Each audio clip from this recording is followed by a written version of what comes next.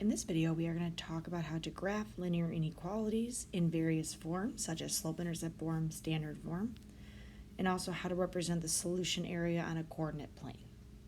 So first, let's give some information about graphing inequalities. When we have inequalities with a less than or a greater than symbol, when we graph these, we're going to have a dashed or dotted line, so a non-solid line. If we have something that's less than or equal to or greater than or equal to, then we're going to have a solid line. So when we're graphing these, we're going to graph them just like we did linear equations, but we have to keep in mind that line idea, as well as we have to remember to shade our solution set.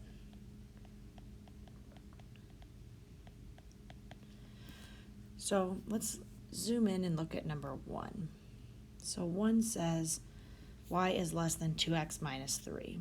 So this minus 3 is going to be my starting point, and then my slope is going to be 2 over 1. So I'm going to go up 2, right 1, up 2, right 1, up 2, right 1. Remember, you can also go down 2, left 1. Now, again, because it has this symbol, just the less than symbol with no equal to line, I'm going to have a dashed line. All right, now we need to determine where the solution set lies. So to do this, we're going to test a point.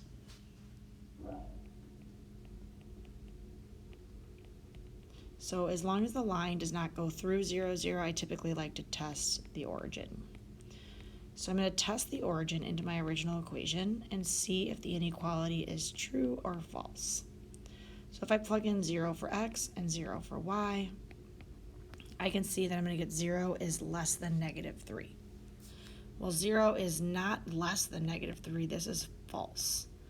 That means 0, 0 is not a solution, so I'm going to erase that point. That means a point on the other side is a solution, so I'm going to shade over here. So since 0, 0 was false, that means this is not a solution. That means the solutions must lie on the other side of the line. Another way to think about it is this says y is less than. So if I think about putting my pen on the line, less than would go down, greater than would go up. So down would mean I'm shading below the line. Let's try number 2. So same idea, I'm going to start at 5.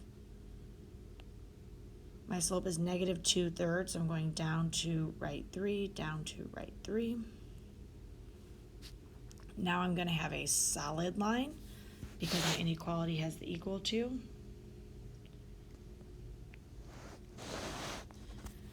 And let's test a point. So again, I'm going to test 0, 0.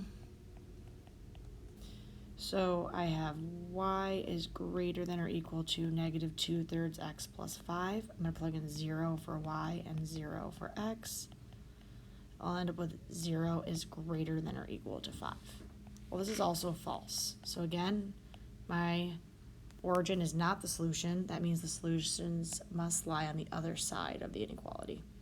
So they're going to lie over here.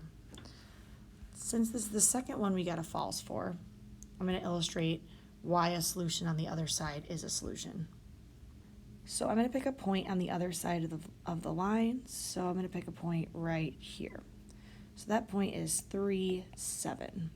So now I'm going to test to see if that point's a solution. So 7 is going to go in for y, 3 is going to go in for x. I'm going to get 7 is greater than or equal to 3. Well, this is true. So since when I plug in that point, I get a true inequality, that is why the solutions lie on this side of the inequality line. All right, let's take a look at 3 and 4. These are both going to be horizontal or vertical lines. So remember, when we're graphing horizontal and vertical lines, we think about our Hoy bucks.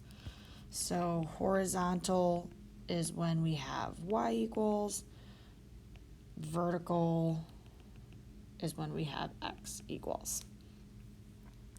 So since I have x equals 2, I'm going to put a point at 2. This would be a dashed line.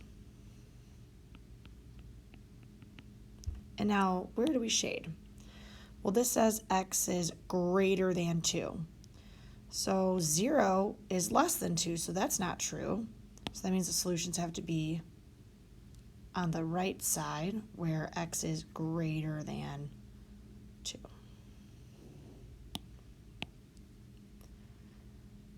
Now this says number 4 says y is less than -3, so I'm going to go to where y is -3. This time it's going to be a solid line because it's equal to. It also says y is less than -3. So if I think about 0, 0, 0, 0 is bigger. 0 is bigger than -3, so I'm going to shade everything below the line.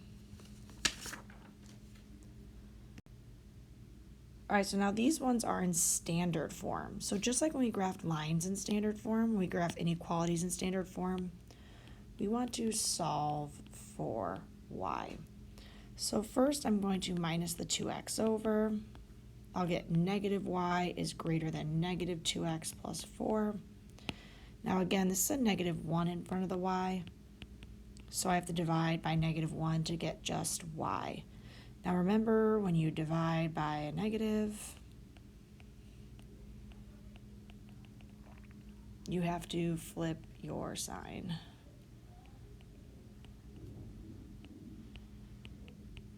So -2 divided by -1 will give me +2. +4 divided by -1 will give me -4. So now if I'm going to graph this, I would start my graph at -4 on the y. My slope would be 2 over 1, so I would go up 2, right 1, up 2, right 1, up 2, right 1. Before I connect my points, I need to think about what kind of line I'm going to have. In this case, because I just have a less than symbol with no equal to, I'm going to have a dashed line. Now to determine where to shade, I need to test a point. And like I said, the easiest point to test is 0, 0. And I'm always going to test it in the original equation.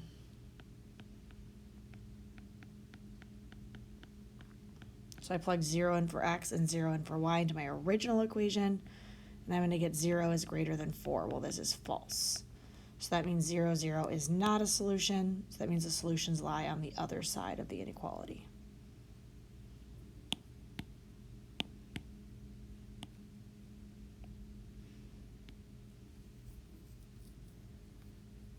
All right, let's try one more in standard form. So first, I'm going to move the x to the other side. 3y is greater than or equal to -x plus 6. Divide by 3, divide by 3, divide by 3. Dividing by a +3, so I do not need to flip the sign. It's going to stay the same way. Now remember, a -x is like a -1x, so this is going to become a -1/3 slope plus 2. So I'm going to start at the 2. My slope is -1/3, so I'm going to go down 1, right 3. I can also go up 1, left 3.